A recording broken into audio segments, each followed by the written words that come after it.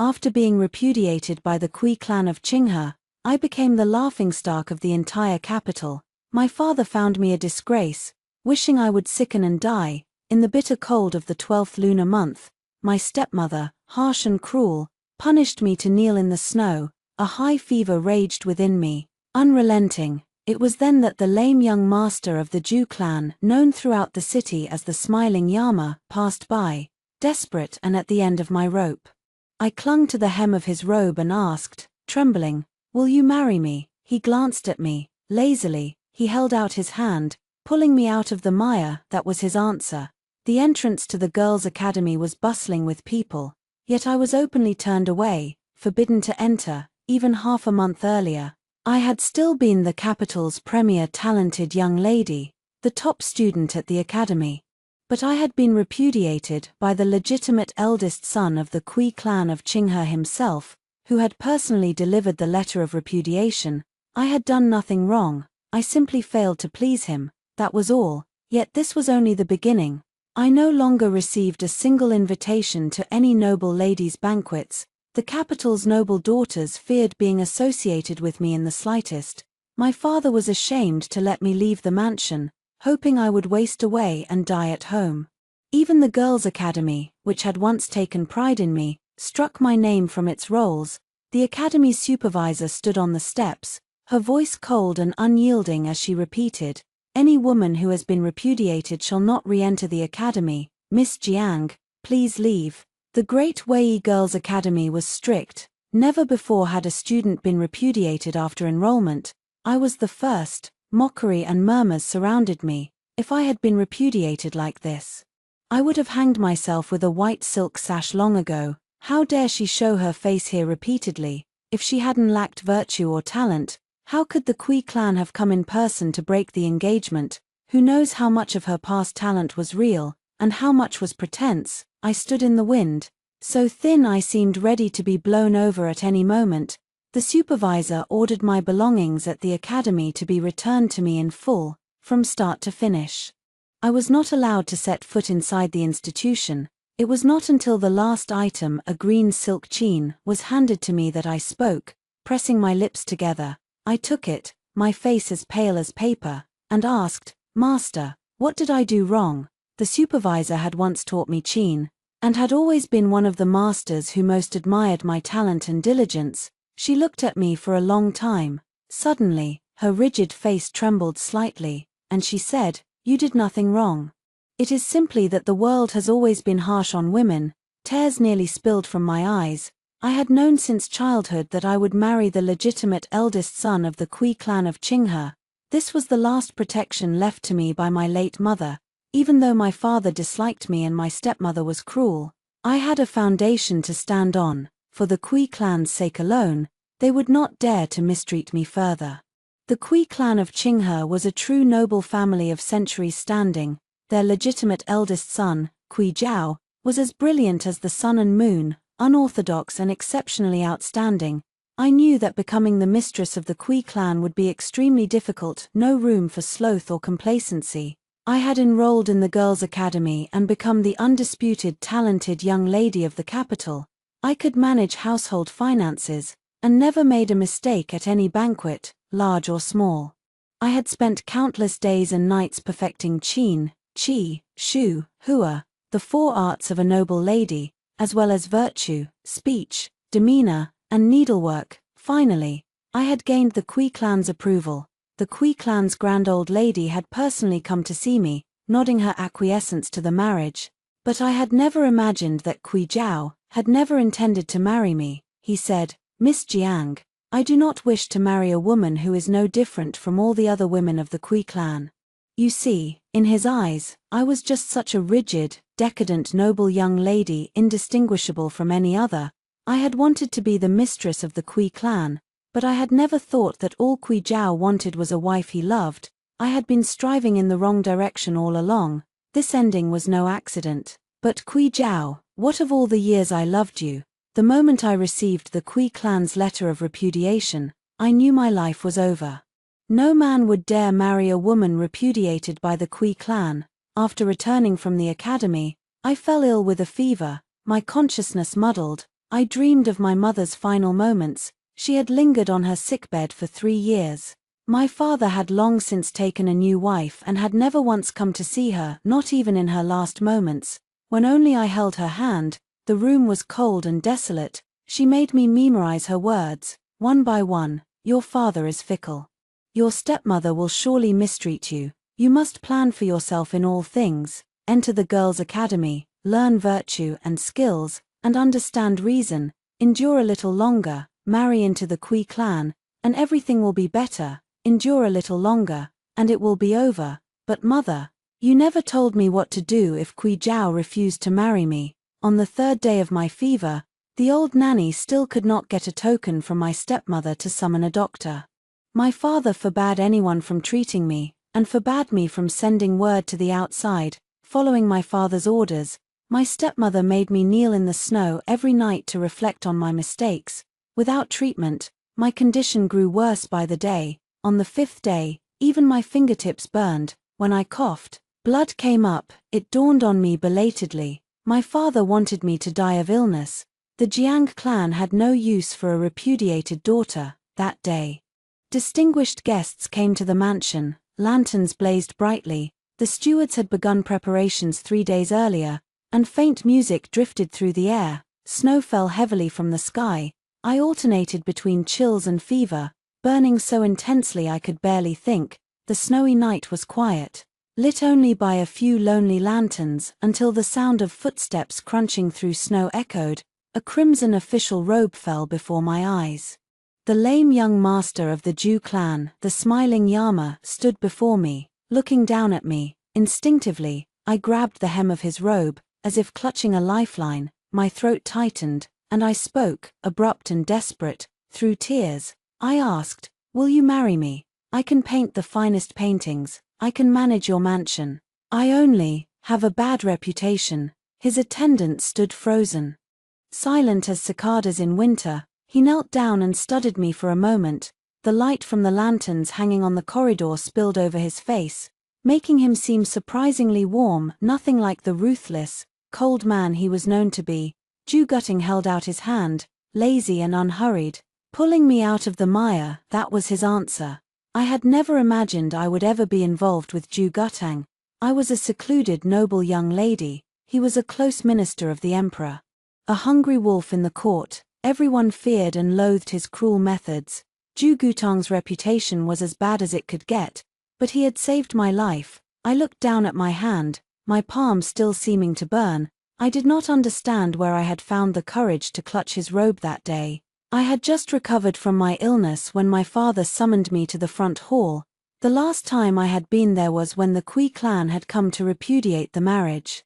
But this time was different. The hall was piled high with betrothal gifts, the boxes marked with the Zhu clan's seal. Lifting the lids revealed a dazzling display of wealth. The matchmaker had long since left.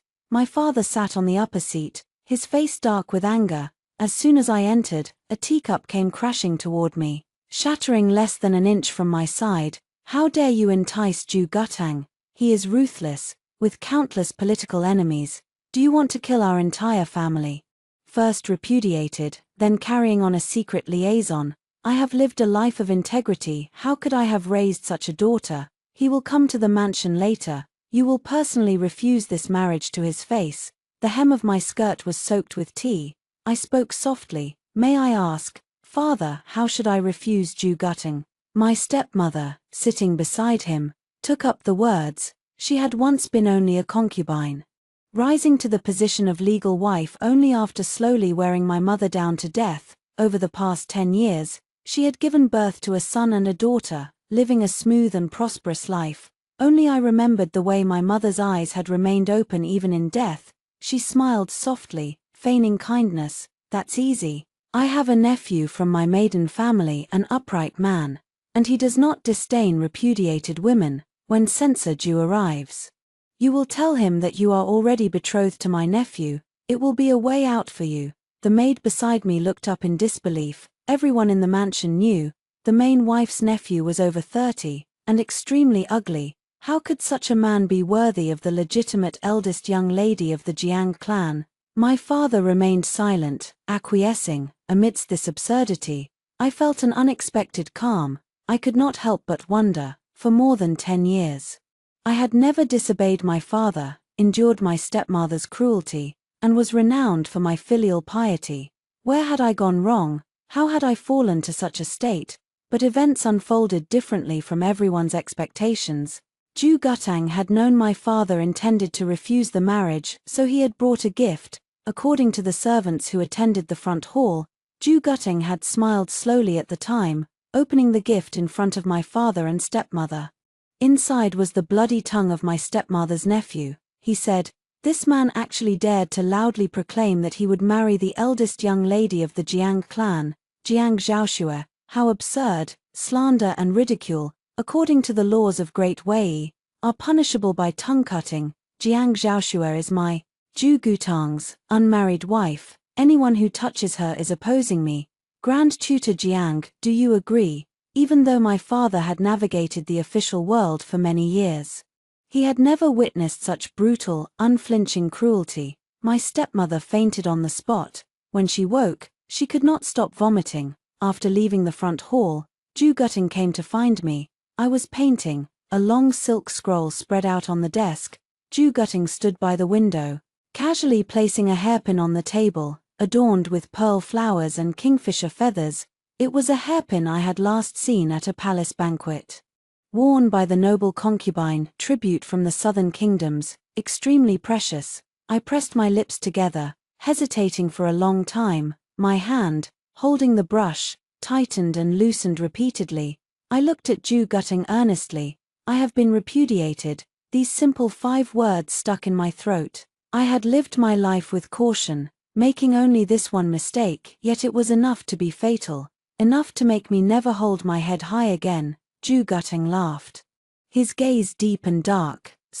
But I have only been repudiated." I took a deep breath, striving to keep my voice steady. I was the top student at the Girls' Academy for 10 years. I have organized palace banquets for the noble concubine, and I always act appropriately. You will not need to worry about inner courtyard affairs. I will be a good wife. Marrying me was not such a bad idea. So, Ju Gutang, will you not leave me here alone? Ju Gutang moved closer. My heart lifted instantly. Light fell on his face, like shattered gold. He slid the hairpin into my hair, wiping away the tear that had rolled down my cheek. "I know you are the finest young lady in the capital. As long as I, Ju Gutang, am here, you will live the finest life imaginable," Ju Gutang whispered, soothing me. "So stop crying." Just as no one had expected me to be repudiated by the Kui clan, no one had imagined that I, the most outstanding legitimate eldest daughter of the Jiang clan, would become betrothed to Ju Gutang, the imperial court's notorious watchdog. Yet that was the truth. For a long time afterward, my father and stepmother avoided me, as if unwilling to recall the bloody scene they had witnessed that day. Only the old nanny who had raised me since childhood worried. "Censor Ju is ruthless and terrifying. What if he treats you badly after you marry him?" I thought for a moment. "He won't." The nanny was surprised by my firmness. In truth, I simply felt that Ju Gutang was not at all like what others described. He had not let me die of illness in the snow. I believed he was a man who kept his promises. At the very least, I was willing to believe it. Shortly after our engagement was settled, Ju Gutang handed over all his land deeds and shop contracts to me, declaring solemnly, "You'll take over sooner or later anyway." He also casually took a painting of soldiers washing their weapons from my desk. I was both annoyed and amused. Kui Jiao and I had been betrothed since infancy, yet we had met only 3 or 5 times over the years. Even when we did meet, we were so distant we could barely speak. I had never encountered someone as unreserved as Ju Gutang. It was not until I went out on the Lantern Festival that I learned what Ju Gutang had done with my painting. Chengde Tower, a place that only received princes and nobles, held a charity sale of paintings and calligraphy by girls from the academy every Lantern Festival. All proceeds were donated to the military payroll for the Northwest frontier. For women, this was an opportunity to enhance their reputation. Since I was 12, my paintings had always been snapped up as soon as they were displayed at Chengde Tower during the Lantern Festival. But this year, when my maid took my painting to the tower, the steward turned her away. dismissing me for having a bad reputation. They would not even let my painting enter. When the maid returned, she cried bitterly on my behalf, indignant at the humiliation. I had thought Ju Gutang would not notice such a trivial matter. To my surprise, he had set up a huge, magnificent lantern on a high platform opposite Chengda Tower. The moment I saw the lantern, I almost cried. My soldiers washing their weapons was printed on the lantern's surface, illuminated by the candlelight inside. The heavenly soldiers and generals seemed to come to life, golden spears and iron horses, full of heroic spirit. Everyone could see my painting. That was what Ju Gutang had intended. All passers-by stopped to admire it, captivated. Hardly anyone entered Chengda Tower, making the steward jump with anger. Princes and nobles flocked to inquire about the price. An old man in charge of the lantern on the platform raised his chin. First-rate craftsmanship, first-rate lantern. My young lady's paintings are precious. She would not easily part with them if she did not care about the Northwest War. All proceeds will be donated to the Northwest Army. The price is 10,000 taels, no less. The crowd erupted in an uproar. Which young lady could paint such a bold, decisive battle scene? Which young lady dared to ask 10,000 taels for a painting? As soon as the old man finished speaking, the noble young men fell silent, all turning to look at a blue-robed youth standing in the center. He was as radiant as the blue moon in the sky. He had been quietly admiring the lantern for a long time, every stroke resonating with his heart. A faint joy stirred within him, especially when he heard the painter was a woman. It was like the beginning of all fated romances. The Kui clan of Qinghe will buy this painting, Kui Jiao said, lowering his eyes. May I ask which mansion the painter's young lady hails from? Kui Jiao wishes to meet her. I had never imagined that Kui Jiao would like this painting, yet I had painted it specifically for him, though he was the legitimate eldest son of the Kui clan. Kui Jiao had traveled extensively with his master since childhood, studying at academies in the Jiangnan region and the Northwest. He had spent little time in the capital. In the past 2 years, he had even gone to train in the Northwest Army. War was ruthless. The Kui clan's grand old lady had cried many times over this, eager for me to marry him as soon as I came of age to settle his wandering heart. But I had thought that military service was not such a bad thing. The rules and constraints of the capital had never bound Kui Jiao. He was so gentle and free-spirited, defying the Kui clan's wishes.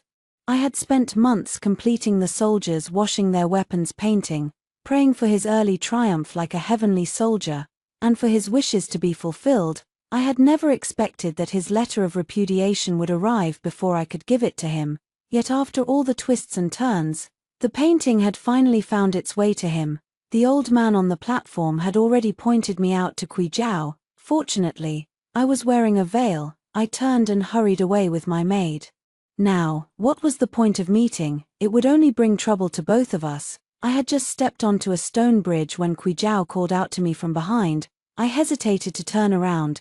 Kui Jiao had dared to act as an envoy at the age of 10, yet his voice was now hoarse. I am Kui Jiao of the Qinghe Kui clan. May I ask which mansion the young lady belongs to? And I wonder, are you betrothed? That was what he truly wanted to ask, knowing I could not avoid him.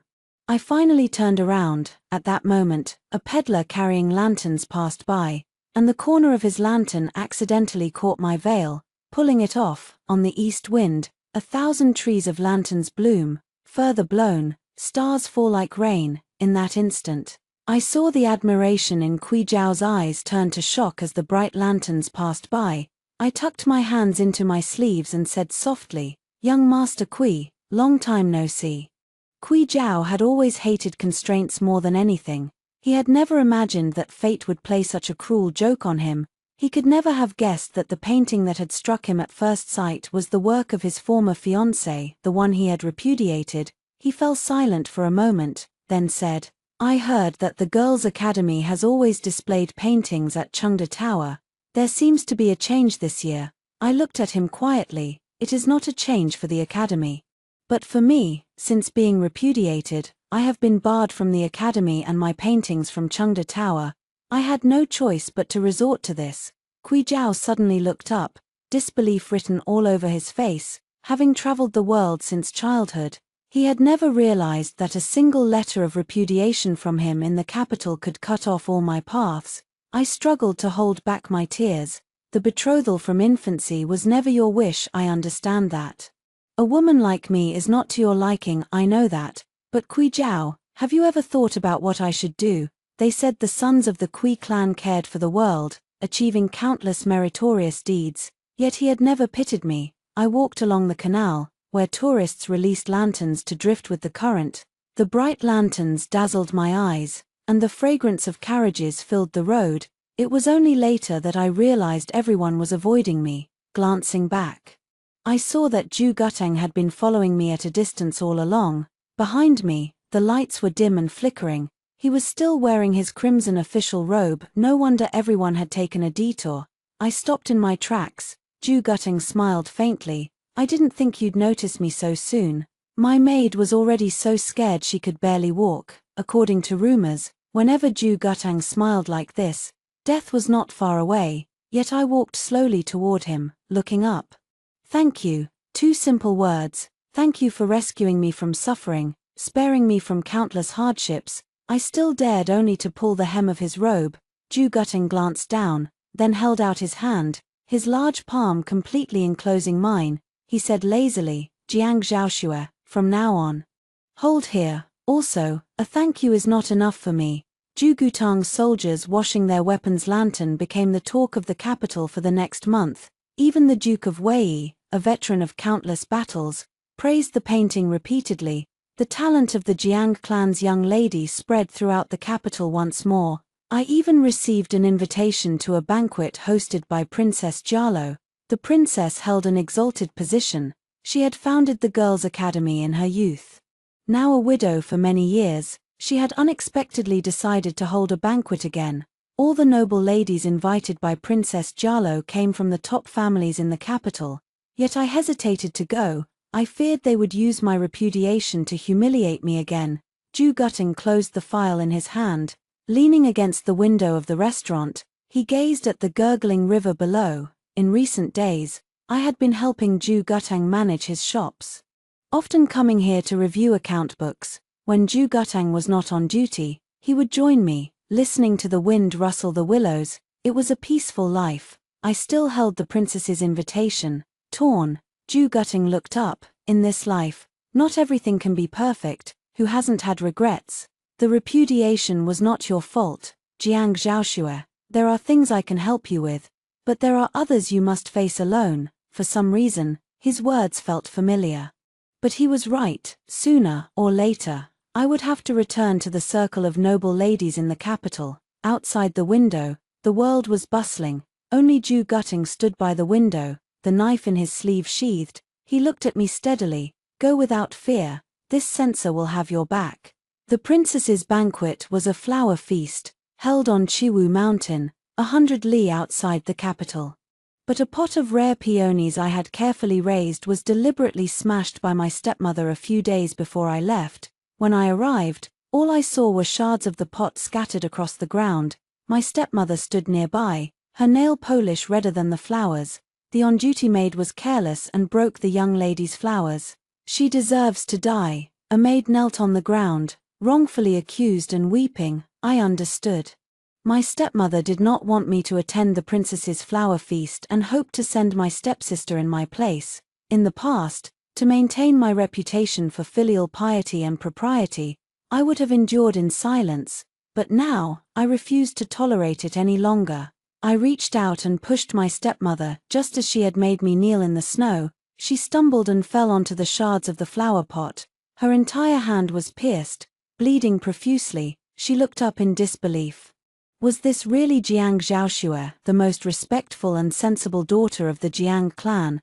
I looked down at her and said softly, I slipped. Please forgive me. An unexpected sense of relief surged within me.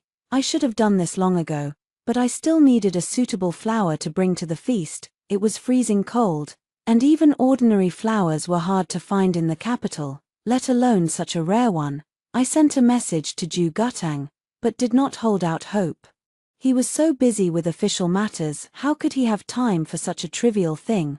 By the day of the flower feast, I was already in the carriage, and there was still no news from him. It was an early snowy morning in the capital. Because Chiwu Mountain was so far outside the city, I had set off before dawn. The cold wind kept blowing through the gaps in the carriage curtain. Then, the sound of galloping horses echoed, particularly clear in the snow, lifting the curtain. I saw Ju Gutang reining in his horse beside the carriage, thin snow dusting his shoulders, his entire figure permeated with cold. From inside his large cloak, he carefully held out a sky-blue snow lotus, as translucent as jade. This snow lotus was rare in the world, often growing in dangerous places, and rarely seen by mortal eyes. I wondered how Ju Gutang had managed to find it. Lost for words, I could only stare up at him. The strong wind ruffled his frosty brows and eyes. And he concealed the bloodstains on his hands, cut by gravel. Ju Gutang said, "Remember to come back early, traveling 1,000 miles to find a flower, selling a painting for 10,000 taels." In the end, all he said was, "Come back early." It was my first time meeting Princess Jalo, a powerful figure long hailed as a model for women in Great Wei. She had been bedridden for a long time, rarely appearing in public. Not many people attended the banquet. But they were all prominent noble ladies of the capital. As soon as I stepped off the carriage, countless eyes turned to me, including those of the women who had mocked me when I was driven away from the girls' academy. Did the princess send the invitation to the wrong person?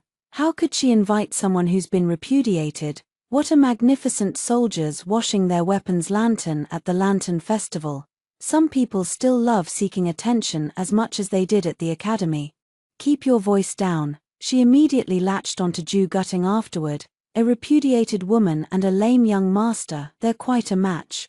Once, I would have endured this humiliation in silence, but I could not let Ju Gutang be dragged into it. Just as I was about to retort, a clear male voice spoke first. Such sharp, mean words. Kui Jiao stood in the snow, his eyes as dark as ink, his voice icy cold. "My aunt has ordered. Those who spoke mockingly just now are not allowed to attend the banquet. Please leave at once." As soon as he finished speaking, the faces of the noble ladies who had spoken paled instantly. Being dismissed at the banquet gate by the revered princess was no different from openly declaring they lacked virtue, no different from the humiliation I had suffered when I was driven away from the academy. My gaze fell on Kui Jiao. Only then did I remember that the princess was distantly related to the Kui clan. It was only fitting that Kui Jiao called her aunt. As I passed by Kui Jiao, I heard a faint whisper, "I'm sorry." If even an accidental encounter led to such mockery, what about the humiliation I endured when no one was watching? Kui Jiao dared not think. He was not a woman. He did not understand the hardships women faced. In that moment, he almost wanted to cry for me. Halfway through the banquet, the sky-blue snow lotus Ju Gutang had found for me undoubtedly won the highest praise. The princess summoned me to her side. It was my first time meeting her. I had grown up hearing stories of her, aspiring to become a woman of both virtue and talent like her. When I finally saw her, she had white hair and a weathered face. But her eyes were kind and gentle. She asked me questions about several books in the Academy's collection, and I answered each one fluently. Princess Jalo took my wrist. "My nephew Kui Jiao showed me your soldiers washing their weapons painting. I haven't seen a woman paint such an unconventional work in years." Her eyes sparkled. "Can you ride a horse?" A hush fell over the crowd. Although Princess Jalo had once fought alongside Emperor Gaozu on horseback, the noble ladies of the capital today wanted nothing to do with such martial pursuits. They preferred carriages pulled by donkeys, let alone learning to ride horses. Kui Jiao tried to intercede, calling out "Aunt," but I had already nodded, saying softly, "I can ride." Kui Jiao's gaze froze, lingering on me. The princess's interest was piqued. Fortunately, the snow had cleared, and there was a large racecourse on the mountain. My riding skills were only average, but surprisingly, Ju Gutang had recently urged me to practice every day, saying it would strengthen my health. I never thought it would come in handy now. The racecourse was vast, shrouded in mist. Riding here was not difficult, except for the occasional snowmelt stream that required a gentle leap. After completing a lap, I stopped right in front of Kui Jiao. He picked up the hair ribbon I had accidentally dropped. His heart pounding wildly, unable to recover for a long time, I dismounted, and an attendant took the horse. Kui Zhao's voice was hoarse with emotion. I never imagined a noble young lady like you would know how to ride. I fell silent for a moment before saying, in the spring of the 8th year of Yuanzhen, at your coming-of-age ceremony, you said you liked women who could ride horses. Kui Zhao had not lived in the capital in his youth. He had only returned for his coming-of-age ceremony. That was the first time I had seen him as a grown man, elegant and unrestrained, acting without convention. This was the fiancé I had waited for more than 10 years. I had always acted with utmost propriety, but after much effort, I had finally managed to speak to him after the ceremony. It was the boldest question I had ever asked. Summoning all my courage, I said, "Young Master Kui, what kind of woman do you like?" I knew Qin, Qi, Shu, Hua. I had gained the Kui clan's approval. I knew many things. I never expected him to glance up at me and say he liked girls who could ride horses. Although the answer was unexpected, it was not impossible. I had firmly believed that I could earn happiness through my own efforts. Watching Kui Zhao's stunned expression, I suddenly realized, Kui Zhao had only spoken casually. He had simply given the answer most likely to embarrass me. In an instant, Kui Zhao understood how deeply he had betrayed the joy of a young girl who had loved him for more than 10 years. Even if he recommended me to the princess, trying to restore my reputation, it was too late. That joy was gone, it would never return. Grief overwhelmed him, making it hard to stand. He had defied ancestral traditions, refusing the arranged official career. He had hated constraints, refusing to marry the wife chosen for him. He had longed to achieve great deeds, disliking the capital, eager to go to the Northwest Army. He had thought he was right. But life was long, could he really grasp everything? I reminded the princess of her younger self. She even personally took a handkerchief to wipe the fine sweat from my forehead, gentle and dignified, with great vision and perseverance. "This is the kind of woman I founded the Girls' Academy to nurture," she said, her eyes sweeping over Kui Zhao's dejected figure with a sigh. "You should have called me aunt, just like Zhao. Youthful recklessness often led to decisions that could never be undone," the princess said. "What if I take you as my disciple? My Qin skills have not yet found a successor." I looked up in surprise, meeting the princess's wise and clear eyes. She truly liked me and pitied my misfortune. The tides of fate had turned in just a winter and a spring. Months earlier, I had nearly died of illness in the snow because of the repudiation. Now, my luck had changed. Invitations to noble ladies' banquets poured in, too many to count. Even ordinary people in the capital knew of the Jiang clan's young lady, whose talent surpassed all others, so exceptional that even the princess had taken her as a closed-door disciple. Although her marriage had been unsuccessful, the repudiation now seemed insignificant. Street plays even depicted Kui Zhao of Qinghe as having long admired the Jiang clan's young lady, but reluctantly ending the engagement for fear of dying in battle. Otherwise, why would he have bought her lantern for 10,000 taels at the Lantern Festival? Opinions varied, but one thing was universally agreed: the Jiang young lady was perfect except for her current betrothal. Zhu Gutang, lame and cruel, was utterly unworthy of her. Gossip was not worth listening to. The princess personally intervened to reform the Girls' Academy, abolishing the rule that any woman who has been repudiated shall not enter the academy. Her health was poor, and she had to be supported by attendants, yet she still climbed the high platform where the academy held lectures. "When I founded this academy, I hoped women would support one another. I never imagined that after decades, the world would become even harsher on women," she said. "I have lived in seclusion for many years, so I did not know that so many women have been barred from the academy because of repudiation. Repudiation and lack of virtue are two entirely different things. If even the academy refuses to accept repudiated women, where else can they go?" I still remembered that winter after the repudiation, when I had nearly died of illness in the snow. Fortunately, a hand had lifted me up. But how many women had not survived the winter of their repudiation?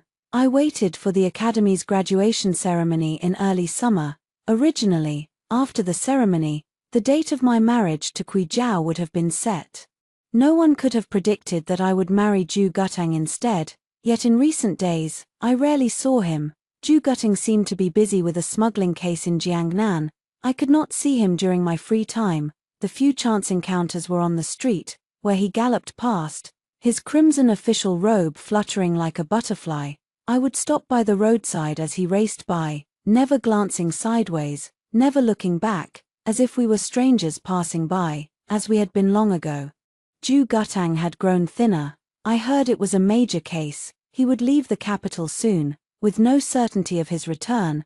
I thought that no matter what, I had to see him before he left, but I realized that our means of communication were surprisingly scarce. Perhaps he was too busy. The maid I sent to deliver a message never received a reply. I had no choice but to wake up early and wait for him outside his yamen. It was early morning in late spring, the sky just dawning, faintly shrouded in cold. After waiting for nearly an hour, I finally saw him emerge. Zhu Guting had once been called the smiling Azura, but lately, his face was always cold as frost. Today was the day he planned to depart for Jiangnan to investigate the case. Zhu Guting. He paused mid-motion as he mounted his horse, suddenly turning to look. Through the hazy mist and the quiet morning, his eyes found me at once.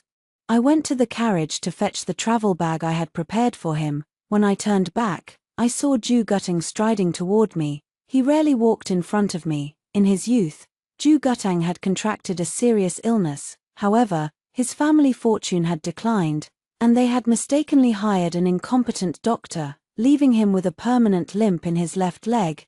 His gait was far from graceful, but now, he was walking toward me with unwavering resolve. I held back my tears and whispered, "Zhu Guting, remember to bring me lotus flowers from early summer in Jiangnan. I'll wait for you to come back. Come back soon." After Zhu Guting left for Jiangnan, troubles abounded, yet he wrote to tell me that on the whole, things were going smoothly, and he should be able to make it back for my girls' academy graduation ceremony. I waited with eager anticipation, until one day, a sudden restlessness stirred in my heart, followed by a suffocating tightness in my chest. Before long, news arrived. The ship carrying Zhu Guting north had been attacked by river bandits, capsized in the Yangtze River, and had vanished without a trace. Zhu Guting's trusted confidant in the capital delivered a letter to me, a letter he had written long ago, known as the Imperial Court's attack dog. Zhu Guting's handwriting was unexpectedly elegant and forceful, each stroke searing through the paper. He wrote, "In this life, not everything can be perfect. I have lived my days dancing on the edge of a knife. I have long anticipated the day I might meet my end. All my estates and loyal followers shall be entrusted to you.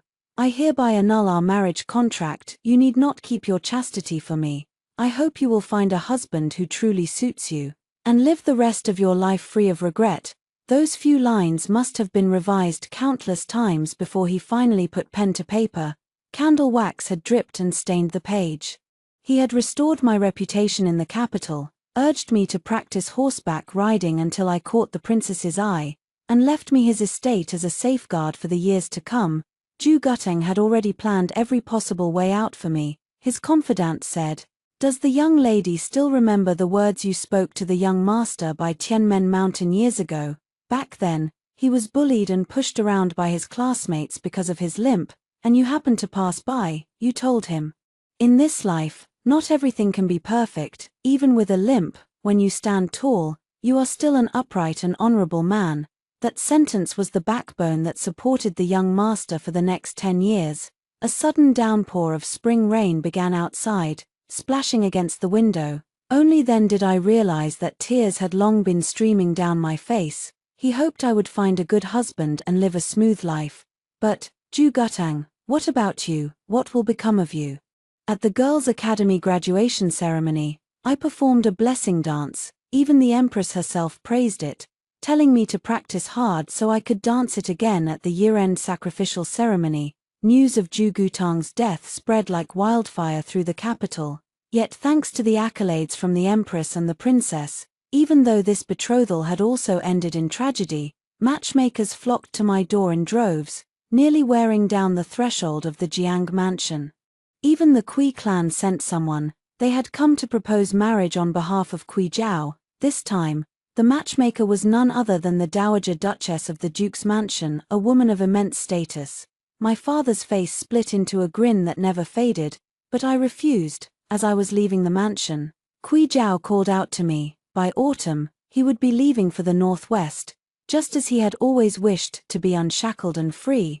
I had long heard the news. I bowed slightly and said, "May you ride forth triumphantly in the northwest, and may your future soar to great heights." Kui Jiao stared at me and asked, "Why did you refuse the marriage?" Despite all the wrongs the Kui clan had done, an alliance with the Qinghe Kui clan was still considered the most prestigious match one could ask for. "I'm waiting for him," I said, 1,000 emotions surging in my heart, only a tinge of bitterness escaping my lips. "I'm afraid that if he comes back and sees me betrothed to someone else, he'll be sad." Zhu Guting was never a generous man. I wanted to wait a little longer for him. I was about to turn and leave when I heard Kui Jiao's hoarse voice. "It was never that I did not like you." The lean young man stood there, finally understanding, with perfect clarity, the true meaning of regret beyond remedy. Sorrow and remorse surged within him like tangled vines. Kui Jiao's voice cracked as he spoke. "The betrothal from infancy was never my wish." His hands, hidden in his sleeves, trembled uncontrollably. "But a woman like you, you are the one I truly admire." He had once had the chance to marry the woman of his dreams, but he had been stubborn and willful. He had passed judgment on me without ever truly getting to know me. From that day onward, every night when the harsh winds howled across the northwest frontier, Kui Jiao would think of the young lady in the capital who had practiced horseback riding every day just to please him. The fact that he had never been able to marry her would haunt him for the rest of his life. I was going to beat the imperial drum of appeal. The drum was for those with grievances to make their voices heard, to be witnessed by the common people and reach the ears of the emperor himself. I intended to sue Grand Tutor Jiang and his second wife for attempting to murder their repudiated eldest daughter. No matter how weak my constitution was, I should never have deteriorated to the point of coughing up blood within days, nor should my health have failed to improve despite careful recuperation. The truth was that my stepmother had been secretly adding debilitating drugs to my meals every day. Suing one's own parents was considered the height of unfilial piety. After the academy graduation ceremony, my life could have been perfectly smooth and prosperous. Why would I ruin my reputation and destroy my bright future by doing such a thing? "Hey, young lady, what is it that you seek?" someone asked. I raised my head, my eyes clear and sharp as the glint of a blade.